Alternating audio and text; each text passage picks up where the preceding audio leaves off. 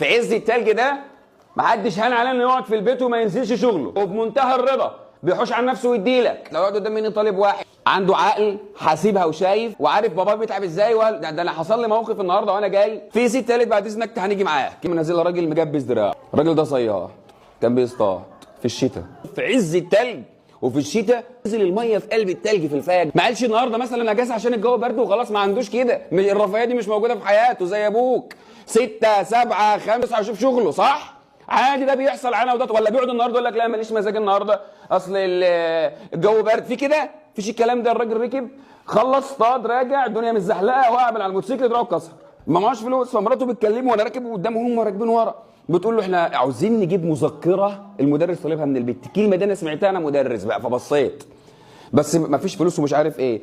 قال لها لا موجوده.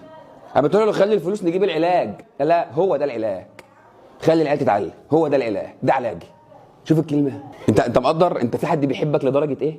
اب وام بيحبك لدرجه ما عندوش رفاهيه القعده في البيت، ولا يجيب لنفسه طقم، ولا يجيب لنفسه قميص، ولا يجيب لنفسه بنطلون، ولا يشغل باله بنفسه، شغل باله بيك. شقيان وتعبان وطالع مسافر بره وبيجي لك كل فتره وفتره متبهدل ومتمرمط، بالع وراضي وبمنتهى الرضا منع علاجه واداهولك. قال لك خد ها اتعلم. عاوزك تعرف بقى انت نفسك هيتمر فيك اخر السنه ولا مش هيتمر. في الاخر هنقول تمر فيه التعليم ويحضنك حضن كده من الفرحه لما تفرحه وتعمل لنفسك